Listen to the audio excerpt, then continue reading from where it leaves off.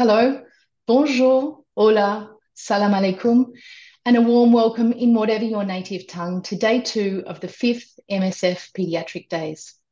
Yesterday, we heard some fantastic presentations centered around the theme of Together for Better Care, and especially the importance of initiatives that address the health and well-being of both mother and baby, and interventions that have been proven to dramatically reduce newborn mortality, early skin-to-skin care, breastfeeding, and psychosocial support. We can only hope to achieve these interventions if we keep mothers and babies together. And to do this requires the input of all team members, clinical staff, health promotion teams, logistics and operations, and most importantly, mothers themselves. And a call for action to aim for zero separation, keeping mothers and babies together wherever possible. Today's theme centres on the topic of prevention is better than cure.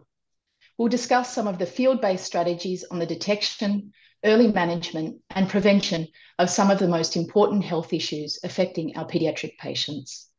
This afternoon's session and panel discussion will focus specifically on malaria and related prevention and control strategies. We'll be prompted to see health through the lens of planetary health and explore the inextricable links of the changing health of our planet with the changing health of its people. Just a few reminders. So there are several spaces that can be accessed via the main lobby. Live sessions will be screened in the auditorium where we are now. You can access the auditorium in French or in English, and to change the language, you can click on the tab on the left-hand side of your screen. To the right of your screen in the auditorium, you can find 4 tabs. The chat function, you can feel free to say hello in your own language if you like. Let us know where you're joining from, and let us know if you're joining in a group. If you are joining in a group, we'd still encourage you to register individually so that you can access the full functionalities of the platform. Importantly, the next tab is the Q&A tab. So remember to post your question to speakers here and not the chat function. Unfortunately, we don't have time for all of your questions, but make sure you reach out to speakers via the chat function during conversations over coffee in the break, or try to find them in the networking lounge. The third feature we have is the poll feature. So during this afternoon session, you'll have the opportunity to participate in audience polls. A question will be posted here in both English and French with multiple choice responses. So let's give that a try now. Our question today is, are you wearing socks today?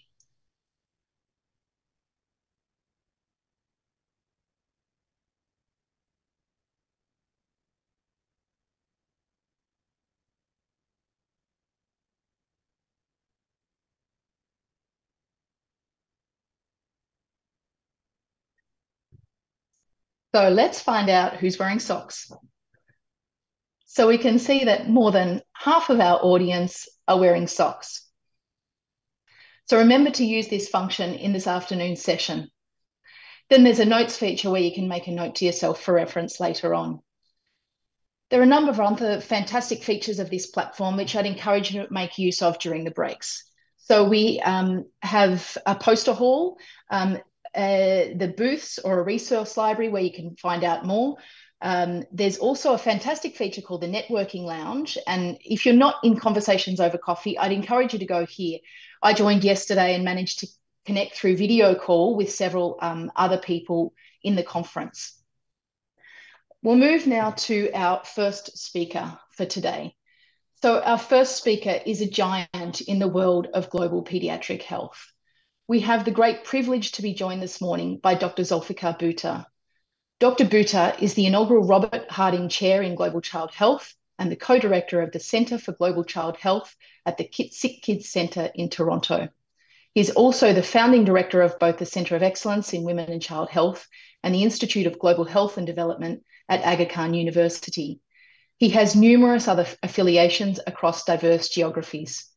He's a leading expert in maternal, neonatal, and child health research, and he has been recognised for his major contributions to advancing global paediatric health as the recipient of the 2021 IHME Rue Prize and was recently awarded the John Dirks Canada Gairdner 2022 Global Health Award, one of the most prestigious awards in global health.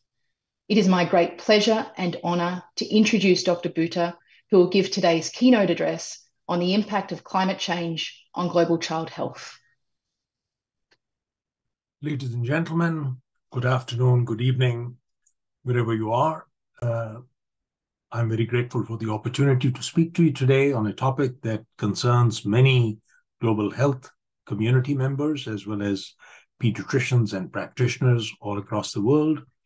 And I'm very happy to speak to you today about the issues that relate to the impact of climate change on child health, and also on issues that transcend boundaries and particularly affect children in some of the most deprived sections of the population. What I hope to cover over the next 20 minutes or so is what is the role of climate and climate change in the context of particularly global planetary heating. I'll talk about consequences and the impact of climate change in the context of women and newborn infants, also on infants and children, and particularly around their nutrition impact. And I'll talk to you a little bit about the evidence from Pakistan, and hopefully we can then finish with a quick insight into how we can, as a community of public health practitioners, help. So the first point to drop home is that climate is, as a context of averaging of weather over a long period of time, a highly complex system. And when we talk about climate change, we normally talk about climate change in the broad context of centuries, if not more. So if you look at the context of the last 1,500 years, there has been evidence of gradual warming, but then over the last 9,000 years, things had been particularly stable. But the last century has seen a pretty rapid rise in global temperature, exemplified by this picture of a glacier in Alaska, which within the last century has not only disappeared, has been replaced with a lake. And although this may not necessarily represent a crisis in terms of the geography that I'm showing you, this disappearance of glaciers from many parts of the world represents a huge crisis at this point in time. I come from Pakistan, home to some of the most numerous and largest glaciers in the world. So out of 7,000 glaciers in Pakistan, the rate of melting is alarming, to say the least, and that will have existential consequences for many people living in that geography. When we talk about climate change, what we are largely concerned with is the greenhouse effect that comes from a broad accumulation of CO2 or carbon dioxide in the atmosphere, which normally converts the protective effect of what we have with the atmosphere protecting the Earth from heating too much to a circumstance where we have a rate of change of temperature, both surface and also subsoil temperature, quite significantly. And if you look at this in the context of, again, the time periods that we've been referring to, the last 60, 70 years, you'll see that the rate of rise in the last period between 1950 and today is virtually exponential. And some of the 10 warmest years in record have been seen within the last decade. This particular year, which is still underway, has seen some of the record temperatures recorded in various geographies, including South Asia. This matters, not just because of the overall impact, but the impact that it has on extreme weather events. So a small shift in temperature also shifts the curve to the right. And not only do you have average warming, but you also have great propensity to extreme hot weathers, just as global cooling, if anything like that existed, would also have an impact in terms of extreme cold events. The impact of this in gradual context over time, as I've just mentioned, on many of our reservoirs of ice and glaciers is enormous. Not only do we have increased melting and disappearance of these glaciers, but there's also, by virtue of these changes in atmospheric temperature and surface temperature of the sea, increased levels of precipitation in many parts of the world. This year, in some parts of the world, we have seen record levels of rainfall that have never been experienced before. Just today, in Saudi Arabia, you wouldn't associate Saudi Arabia with an impact of climate change in the opposite direction. But we've had around the Red Sea record rainfall with close to around 400-500 millimeters of water precipitating within a period of 24 hours. So these things are happening right in front of our eyes with changing weather patterns and changes in patterns of precipitation, both on the higher and the lower side. But what we are particularly concerned with is these extreme heat events. And this is an exemplification of the kind of extreme heating that can occur in certain circumstances, notably in large population settings, where a mass of warm air can build up and accompanied by high pressure in the atmosphere can create a dome which over a period of time in a particular population can lead to extreme retention of heat. And you see some of this consequence in urban settings, particularly in South Asia and the mega cities, with virtual weeks and weeks of extreme heat, which does not seem to dissipate or go away. How can this impact health? So climate change can impact health in several ways, both direct and indirect. The direct effects of climate change, as I've just alluded to, increased melting of glaciers, increased propensity to floods, as well as the converse of disappearance of subsoil water and drought, both are happening in front of our eyes. It is sufficient to note that a lot of the disasters related to precipitous melting of glaciers and some of these glacial lake outbursts have happened over the last 10, 15 years.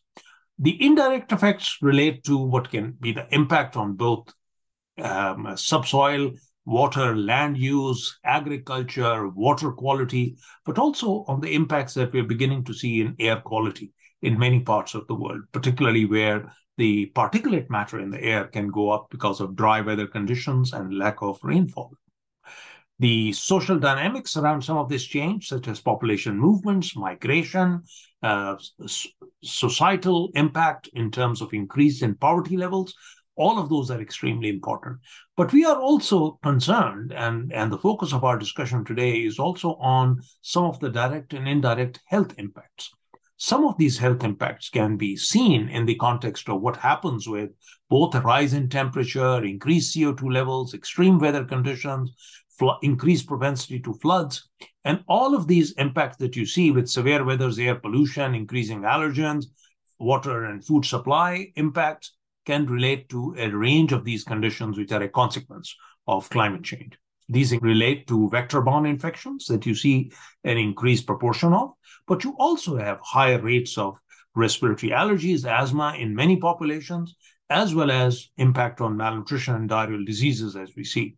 Also related to it is the forced migration and civic society conflict. MSF works in geographies in the Horn of Africa. You are seeing that real impact of climate change on some of the population displacements and the impact that it has on services. Over the last few years, we have seen the confluence of the four crises that we now call the crisis complex. First COVID, then climate change, then cost of living, and also conflict. The confluence of some of those in many geographies compounds the impact of climate change on health and human development outcomes. Some of the consequences are more subtle and not really notable, and these are the impact that you have on mental health and on some of the issues that many of the young people are confronted with. What climate change and some of its impact on our living conditions and society is doing is taking away hope from many young people that they are going to inherit a world that is not only uninhabitable, but also has not the same quality of life that many of their predecessors had.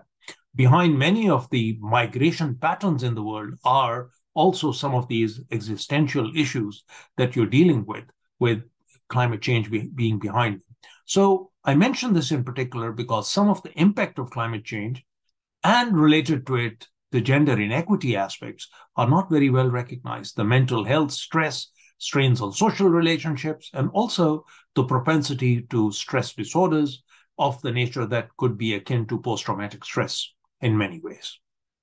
Now, the question arises if this matters. And it really matters in the context of not only global development and monetary terms, but in health terms in very substantive ways. The World Health Organization estimates that between 2030 and 2050, in a 20-year period, there could be an additional 250,000 deaths from diarrhea, malnutrition, health stress, vector-borne diseases. And this would cost an additional $2 to $4 billion per year just in healthcare-related costs. Now, that may not seem a lot overall in the global context, but if you are able to put together all the impacts of climate change through disasters, and a vast majority of those being floods, as well as other geophysical disasters that are related to climate change, then you're talking about all of a sudden trillions of dollars. And we believe that between 1998 and 2017, climate change-related disasters have killed close to around 1.3 million people and leaving many more injured, homeless, or displaced. And the net cost of this, just in this time period, is estimated to be close to around $2 to $3 trillion. And this is something that is not just an issue of high-income countries. We hear about California, and we hear about climate change impact in Canada. But the ground reality is that the bulk of the countries affected by climate change are low and middle-income countries. And there, the effects of climate change are compounded also by lack of infrastructure, the lack of the ability to mitigate, also to the ability to provide some degree of adaptation in those communities. And you can see in this, in graph white, quite clearly that the burden in terms of how the impact of climate change will be felt is disproportionate in low and middle income countries, which represent close to around 60% of the global population that will be impacted by climate change. How can I give you an example of this? My own geography, my country of origin. You take Pakistan, South Asia has seen some of the hottest periods this year, 2022, with periods where average temperatures in many rural areas exceeded 45 degrees centigrade for weeks on end. You can't even work, leave alone breathe in that kind of an environment. And then it was coupled with a direct consequence of that, of change in monsoon patterns and what Secretary General Guterres called monsoon on steroids, which over a short period of time poured in water that had never been seen before in some of the same geographies in the south of the country that had seen extreme heat just a few months prior. The end result? 1/3 of the entire population of Pakistan was affected by climate change. And in geographic terms, that's quite a substantial area. Of the 33 million people who were directly affected, many more indirectly affected, 16 million were children, half of them. And of the 1,700 deaths, 600 were reported in children. So you can easily estimate how this disproportionately impacts women and children and the most vulnerable, leave alone the infrastructure that was destroyed. 16,000 schools destroyed alone in Pakistan. And the net cost of this? $40 billion, at least estimated by the government, where the government has been struggling to negotiate loan relief and get resources from IMF at max of $1 and $1.5 billion. So you can imagine that just an event like this pushes a country to a brink of disaster. What about impacts on women and newborns that I've alluded to? Now, many systematic reviews do indicate that pregnant women are at high risk of adverse effects of climate change by virtue of physiology and also by virtue of exposure. They generally, in the low socioeconomic groups, women don't have the choice of not working because they are also housemakers and they work in the fields. And they typically work in some of the hottest days of the world, of that region. Women also go and fetch water in many of those places. You can't fetch water in dark. And most of these women are therefore exposed.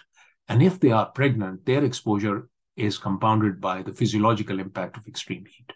Some of these climate change impacts are particularly notable in pregnancy. As you can see, it is not only just the direct effect of heat on in utero physiology, energy transfer, risks of preeclampsia, but also on the impact that it has on stress, mental health, and indirect effects due to undernutrition and vector-borne infections. The end result of all of this is that several studies have shown that exposure to extreme heat increases the propensity to have low birth weight or reduce intrauterine growth. And you can see this very clearly here, that if on the y-axis is the change in birth weight, you can see that with increasing temperature, you see an impact in reducing birth weight, particularly around the middle of the gestation. And this impact is strongest in mothers who were homeless in this particular study. So it is the poorest of the poor who have this impact. You also have, through several studies, this is a meta-analysis of studies from Africa, where if you look at prematurity rates and exposure to extreme heat, there is a pretty significant increase odds of preterm births, as shown in this slide, around 1.04 to 1.05 with every degree increase in temperature. And this can be quite significant at a population level once you translate that into numbers. The causes, the etiology of why this happens is through the impact of extreme heat on physiology and the fact that extreme heat can overcome any regulatory mechanism, particularly in pregnancy, around dehydration, around endocrine dysfunction, and compromised placental function. The end result of all of this is that it impacts not only maternal health during pregnancy, but newborn health. These babies who are born prematurely or are born small have impacts that can extend way beyond just the newborn period into infancy and lead to higher odds of both mortality and also impact in terms of neurodevelopmental consequences. This has been also notable in terms of additional stresses that these women can have. And this is the confluence of different manifestations of climate change, not just of heat, but also if you are compounded by indoor and outdoor air pollution, that can increase the propensity of not only stillbirths, but also low birth weight in itself. It was estimated just a decade ago that the air pollution associated preterm births were about 2.7 million, 18% of all preterm births globally. So just imagine a poor woman in a rural part of South Asia, exposed to extreme heat, but also forced to live indoors, and most of the kitchen facilities are indoors, also exposed to indoor air pollution. And if the air quality outside is also poor, this is the confluence of compounded risks due to climate change, direct and indirect effects that have a direct impact on birth outcomes and pregnancy, and notably also on maternal health outcomes. Impacts on infants and children are also well documented. Some of them are through a direct effect of climate change and disasters on propensity for diarrheal illnesses. The impact of El Nino on childhood diarrhea is very well established. Maybe some of the strongest evidence of impact on infants and young children has been noted from studies done in Europe. This is the data from Catalonia, where they estimated that during the warm seasons of 1983 to 2006, during the extreme hot periods where this was documented, they documented a 50% increase in perinatal mortality. And this effect was observed in close correlation and on the same dates as the extreme heat events were recorded. This is where good data is available. WHO estimates, UNICEF estimates that up to 88% of the existing burden of disease of climate change occurs in children under 5 years of age. And this is because of physiological vulnerability and other factors. UNICEF estimates that close to 1 billion children would be at increased risk of climate change-related crises. We believe that these can be compounded by natural disasters, the stuff that I've just talked about, like floods and others. And many of these children live in not just floods, but in the opposite, in the extreme drought zones. At the moment in Somalia, what is happening with a lot of these refugees escaping virtually drought conditions, famine conditions, the impact on children and women is just visible to everybody who is seeing the images come from there. And the projection of these deaths are not trivial. I've already given you a figure close to around 250,000 between 2030 and 2050. And just in the year 2030 alone, WHO estimates we'll be dealing with close to around 77,000 to 131,000 additional deaths due to children and due to children being affected by climate change. I want to speak briefly about something that we know a little more about than infectious diseases in relation to climate change, and that is nutrition. So it stands to reason that there are many things that farm to table are impacted by climate change. Climate change's effect on water security, on agriculture production, micronutrient content of crops, and just basically reduced food security in a given population. That has been well documented year after year after year. What we know in terms of numbers is that the correlation between food insecurity and additional childhood deaths due to malnutrition is very well recognized. But what people have been able to model and say is that the impact in terms of long-term malnutrition outcomes, such as stunting in children, are underappreciated. And the European Environment Agency has been able to give some figures as to what they project to be due to climate change impact on agriculture yields and as additional risk of stunting in children. I can give you some data on that because we've worked on this in Pakistan recently. And if you look at Pakistan, I look at average rates of precipitation. There is reduction in rainfall towards the south of the country. If you look at average volumetric soil water content, that has gone down. And you also see an impact of food security of this increased heat or climate change related changes in surface temperature over time, which are largely towards the south of the country. Now, the question arises, how does it matter? Does it really contribute to undernutrition in children? And in our model, when we did this Oaxaca blinder decomposition with all of the known risk factors thrown in, there are clear associations of linear growth retardation, as well as improved height for age Z-scores, with things like economic improvement, improving growth, maternal education, improving growth, food security improvement, improving growth, and also growth improves if your size at birth increases and if your maternal BMI goes up. But look at the converse. With average increase in temperature, surface temperature, and also reduction in soil water, you have the total converse effect in this multivariate model on child stunting. So in Pakistan, child stunting is clearly not only related to these short-term things like food insecurity and poverty, but also these long-term impacts that we are seeing in terms of relationships to climate change. What can we do about it? Now, first is a question of collective responsibility and advocacy, which is why I'm speaking to you today as MSF. What role can pediatricians, pediatric association, and civic society organizations like MSF play in this? There is a clear reason to walk the talk. Given the disproportionate impact on children, all of us need to become very strong advocates. And even though we may not be an expert, but we need to be aware of some of these consequences and speak to this wherever we work. It is quite reasonable for us to adopt strategies to reduce the carbon footprint of our own organizations. It is also quite reasonable for us to look at adopting technologies and processes which reduce waste and also increase the greening and the impact that it indirectly has on climate change globally. Now, I'm not for a moment assuming that all of that would lead to any impact substantial, which would be different from what we are asking the rest of the world to do. The world needs to do a lot more. But in our advocacy is also the opportunity for us to do a lot more in terms of mitigation.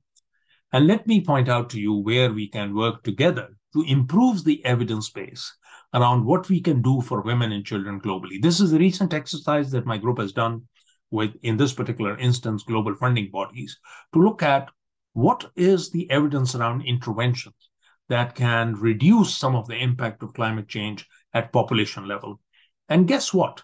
Whether you're looking at climate hazards and interventions for a variety of areas and issues, the least evidence that we have is around pregnancy, birth outcomes, nutritional interventions in those areas. So I'm seeking at this point in time a lot of support in terms of improving that evidence base by innovations, by operational research, by learning more, by doing more in terms of adaptation and improving resilience at a population level.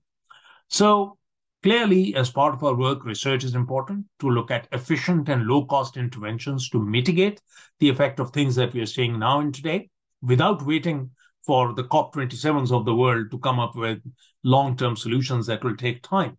That should happen.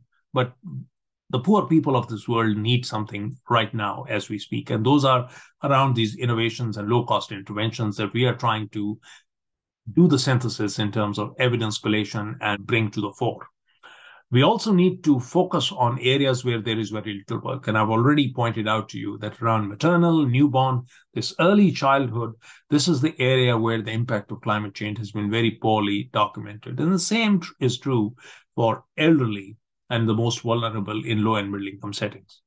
And I think there is ample opportunity to work on things like gender inequities that we see in relation to climate change, mental health issues, and also improving nutrition through innovations, not just focusing on the already extremely malnourished children. Of course, we need to do something around treatment, but also on prevention of some of these aspects in the very geographies that we serve. So thank you very much for your attention. I'll be very happy to take questions in due course at the time when there is a Q&A session. Thank you. So quite an amazing summary of the evidence to date. Lots of food for thought and a lot to take in. But Zulfiqar will be joining us in our second break at the end of the day during conversations over coffee. So I'd encourage you to head over there and ask any questions you have at that time.